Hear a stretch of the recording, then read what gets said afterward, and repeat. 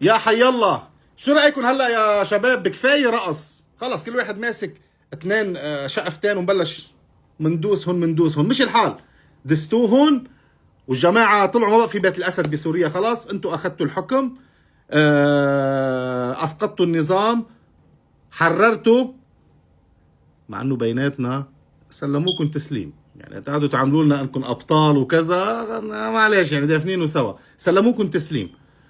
بس يا خيي حنفترض انتم حررتوا بقوتكم، يعني حررتوا حلب وحررتوا حما وحررتوا الشام دمشق، وصلتوا عند الجولان وما كملتوا تحرير.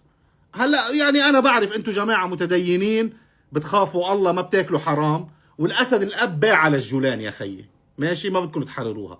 طيب بالنسبه لهالمناطق الجديده اللي بالوقت اللي انتم عم ترقصوا، الاسرائيلي هو اللي عم يدوسكم. الإسرائيلي دمر مطاراتكم وطياراتكم الحربية، الإسرائيلي دمر السلاح الجو تبعكم مع مضادات الطيران، اتدمرت كلها، الرادارات اتدمرت، القوة البحرية اتدمرت، مخازن الأسلحة اتدمرت. سوريا صارت هلأ منزوعة السلاح والسيادة. هلأ أنتم موجود معكم هدول الشاهين ومدري إيش اللي عم تحكوا عنهم، اللي هن عطوكم إياهم، يعني بأي لحظة ممكن يفجروهم فيكم بصراحة. هيك صارت سوريا هلأ مثل فلسطين، منزوعة السلاح ومنزوعة السيادة، شاء من شاء وأبى من أبى. هيدا الواقع، ما حدا منكم يجمل الواقع بهيك يعني بأحلام وردية. شو الخطوة اللي بدكم تعملوها هلا؟ هيدي هي سوريا؟ هيدي هي سوريا اللي انتم بتحلموا فيها؟ ولو خي شو هيدي الطقم اللي جايبينه انتم قال للحكومة؟ بربكم هيدي أشكال تحكم؟ ولا هيدول كلهم سوا عندهم تاريخ إجرامي بالذبح والقتل، كلهم من جماعات تكفيرية مسلحة، هيدول كلهم كانوا مرتزقة. ولو انتم وين رايحين؟ وين رايحين؟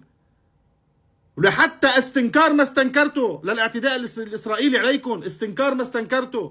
كان لما يطلع الطيران يضرب على ايام بشار الاسد تطلعوا تنبحوا سوريا وتتمسخروا ويحتفظ بحق الرد. طيب انتوا اطلعوا احتفظوا بحق الرد، على الاقل على الاقل احتفظوا بحق الرد. هلا بعيدا عن هيدا الناس اللي بتفوت تكتب لي هلا انت مضغوط وانت مدري ايش وانت مدري شو، هذا الكلام الفاضي. شو بدكم بهذا الكلام خي؟ مضغوط ولا ماني مضغوط؟ شو بدكم فيه؟ انا بالنسبه لي شخصيا قلت رايي بفيديوهين سابقين وبرجع بقول لكم اياه. انا زعلان على نظام الاسد، طبعا زعلان، لانه هيدا النظام كان داعم للمقاومه، واكبر دليل على انه هيدا النظام كان عدو للاسرائيلي، الاسرائيلي على مدار كل هيدي السنين ما قدر يتجاوز ويفوت متر زياده بعد الاتفاق. ليكوا هلا شو صار، بيومين حقق مكاسب الصهيوني ما قدر يحققها من لما تأسس هيدا الكيان النجس لهلا.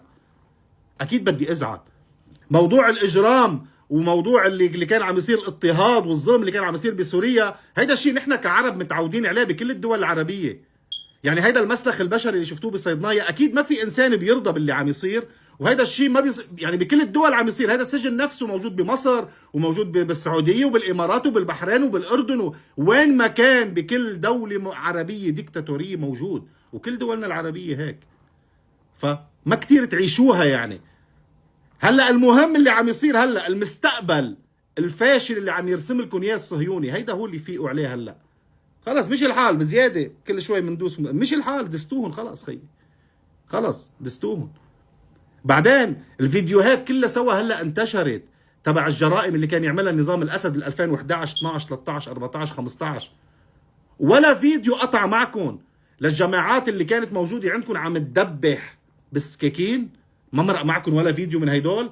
ما مرق معكم مثلا ولا فيديو للمقابر الجماعيه اللي كانوا يعملوها الدواعش وجبهه النصره اللي هلا غيرتوا اسمها لتحرير الشام؟ ما مرقوا معكم هيدول الفيديوهات ابدا؟ بس مرق معكم هدول ولا خليكم منصفين بس منين يا حسره. سوريا ضاعت خلاص، صار في عندنا 2 فلسطين، صار في عندنا هلا 2 فلسطين، وهيدا هو الواقع المرير للاسف اللي انتم عم تحاولوا تهربوا منه بغنيه مندوسهم. سني من عكار وما لي علاقه وضد الطبيعه.